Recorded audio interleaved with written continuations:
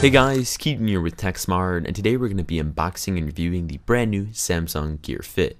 So Samsung is really making a big push this year with all their wearables, and the one common feature we see in all their wearables and even devices is the S Health and heart rate monitor integration. This is found on the Gear 2, Gear 2 Neo, and on the Gear Fit, and even on the Samsung Galaxy S5. So is this fitness tracker even worth your money? Let's go ahead and find out. So up first, let's go and dive into the box of the Samsung Gear Fit. So on the front of the box, we have some Samsung Gear Fit branding, and towards the back, we have our specifications and logos reminding you that this is a Samsung product.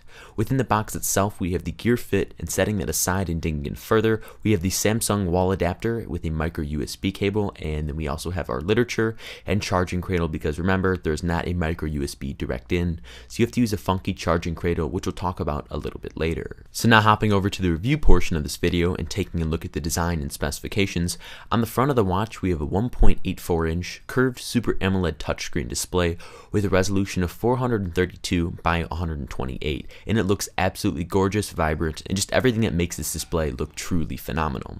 Towards the side, we have our home and power button, and on the back of the device, we have our metal connector for charging it with the charging cradle, and then we have the heart rate monitor. As for the band, it's quite comfortable, and it has a small metal clasp, and one of the coolest things about all the wearables this year is the fact that the bands are interchangeable. So say you want to rock one color for a specific day or just a specific month, and you want to change it up for the next season or next day, you can go ahead and do that, and I think that's one of the biggest things Samsung is tapping into with all their wearables. And the metal clasp feels nice in your hand, and it also feels very nice to go and just attach, and it's not your standard watch like you would see with the Gear 2 or Gear 2 Neo, so all you do is just snap it on and you're all good to go. As for the Gear Fit on your wrist, it's pretty lightweight and it fits very well on your wrist, and that is of course due to the curved design of the Gear Fit. So one of the things that I constantly ran into is forgetting that I was actually wearing the device. That's how comfortable it is, and it's not your standard smartwatch if you even want to call it that. It's pretty much a fitness tracker that can do smart capabilities, and you just go ahead and put it on your wrist, and oftentimes you'll forget you're even wearing it, so it's very comfortable in that regard.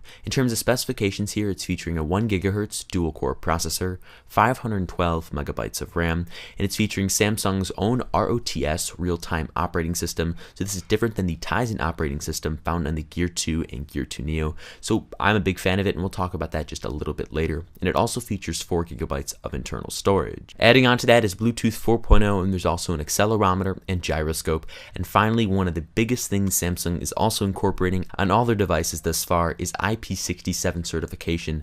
This is found in the Gear Fit. So just a quick breakdown what that means. It means you can go and submerge this guy up to 1 meter's worth of water for 30 minutes, and you'll be all set to go. So that is one of my favorite features on this, because you can just slap it on your wrist and allow it to adapt to your life. So up next here is the display. So just to reiterate, it's a 1.84-inch curved Super AMOLED display. Of course, this is the touchscreen, and it's exactly 245 pixels per inch, so the display is very vibrant, nice looking, and it won't be lacking in clarity at all. The text looks very sharp whether you're getting notifications or just browsing through the S Health app. It's pretty nice to use, and it's one of my favorite features on this device because the display is so tactile. It works really well, and it's just overall very responsive. The screen gets really nice and bright when you are outside, either running or doing something else, and that was one of the things I was a bit skeptical on when I did get the device in hand. I thought the display would look very ugly. You couldn't really see it because the sun would just overpower it, but it got very bright, nice, and didn't deteriorate battery too much. So as for software, it's running RTOS, which stands for Real-Time Operating System.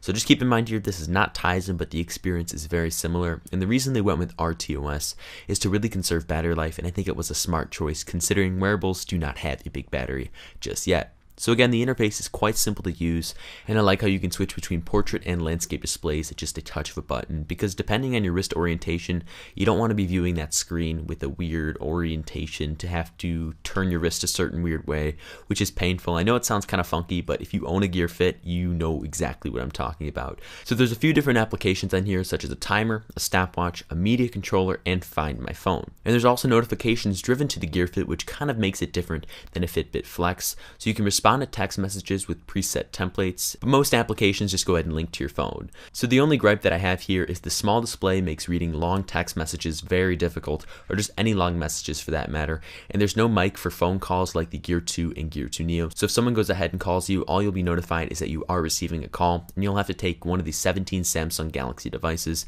that are compatible out of your pocket and answer that call if you want to. So because this is one of the new Samsung wearables, it does feature a lot of fitness aspects to it. So for example, there's the pedometer app or the exercise app, which allows you to choose custom workouts to better track your progress when you are working out. So if I go on a run, I can make a custom preset and just go ahead and tap that when I do want to go on a specific exercise or the run in this case, and it will exactly tell me when I need to speed up or things along those lines.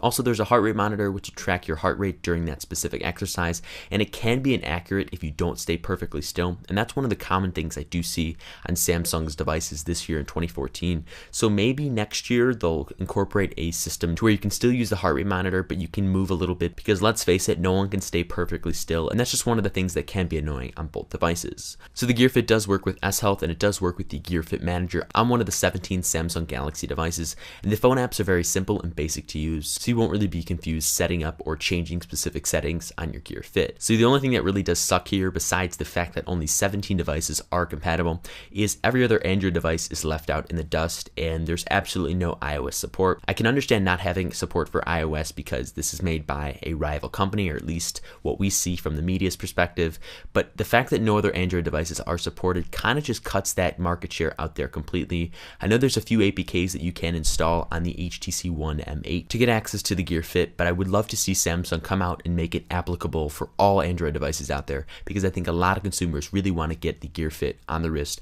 and hooked up to their smartphone. So as for battery life, the Gear Fit is rocking a 210 milliamp hour battery, and it's rated at 3 to 4 days on a single charge. So if you're using your device heavily, you're going to receive around 2 to 3 days, and that all really depends on how much you're interacting with the display and how many notifications are being driven to the device. So if you're using your Gear Fit very lightly and you're just getting a few notifications every now and then, you should expect around 3 to 4 days on a single charge. So again, with all Samsung wearables, I would love to see Samsung with their next iteration in 2015 or maybe even fall of 2014 make the battery life longer, because consumers aren't really going to want to go ahead and charge their smartwatch. It's of course subjective, and I personally don't mind recharging a smartwatch, but it is a smartwatch and it's definitely different than your standard Rolex out there. So I understand you have to go ahead and charge it, but maybe in the next iteration have a longer battery life, so you could have to maybe charge it once a week with heavy use, and I think a lot of people would be very happy for that. But overall, I thought the battery is pretty solid on this device. Transitioning to my favorite portion of every single video, it's the new features. So within the Gear Fit, we have heavy fitness integration, which can go ahead and track your steps and movement pretty accurately within the pedometer section, and you can go ahead and view a log of activity on your phone, and pretty much all wearables link back to your smartphone. So if you want to go ahead and get the full experience, you're going to need to go ahead and take out that phone to kind of go ahead and view how you're doing within S Health.